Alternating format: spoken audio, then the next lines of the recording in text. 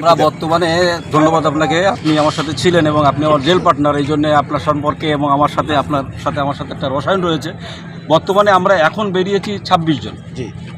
আর জেলের ভিতরে সার্বিক অবস্থা আপনি ভালো জানেন।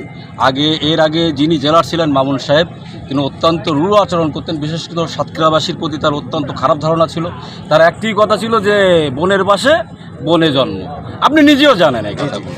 এবং প্রত্যেকটা নেতা কর্মীদেরকে এমনভাবে সে ট্রিট করতো, বিশেষ করে আপনাদের সাংবাদিক অথবা বিএনপির যদি কেউ হতো বা জামাতের যদি কেউ হতো, সহ্যই করতে পারতো না, টিটকারি করতো বিভিন্ন রকমভাবে হেনস্থা করতো। এবং ওনার সম্পর্কে অনেক কিছু ব্যক্তিগত, আপনিও জানেন, ব্যক্তিগত ওনার অনেক তথ্য যায়, সেটা নিয়ে আমরা আলোচনা করতে চাই না। জেলে আমরা যেরকম ছিলাম, যখন ফ্যাসিস্ট হাসিনা যখন ছিল, তখন আমাদের সাথে অত্যন্ত খারাপ আচরণ করা হতো, সাক্ষাৎ দেওয়া হতো মাত্র মাসে একদিন, তাও মাত্র 2 জনকে আমাদের এনআইডি কার্ড দেখাতে হতো।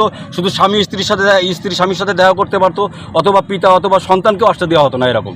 আর আমাকে যখন আমি সহ আমাদেরকে যখন কোর্টে নেওয়া হতো, তখন দুর্ধর্ষ প্রকৃতির আসামি নাম দিয়ে আমাদেরকে বেড়ি পড়ানো হতো।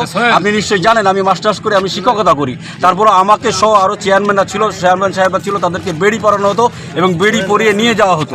এবং আমাদের সামনে পিছনে এনএসআই সহ সে দুর্ধর্ষ প্রকৃতির আসামি। প্রিয় সাবু ভাই, আমার প্রিয় সাবু ভাই, আজকে বলতে গেলে আমাদের হৃদয়ে রক্তকরণায় প্রিয় সাবু ভাইকে মেরে ফেলা হয়েছে। আমার ছোট ভাই জাবিদ রান লাকিকে মেরে ফেলা হয়েছে। প্রিয় আব্দুল সাত্তার মাস্টার, তাকে মেরে ফেলা হয়েছে। বিদার ভাইকে মেরে ফেলা হয়েছে।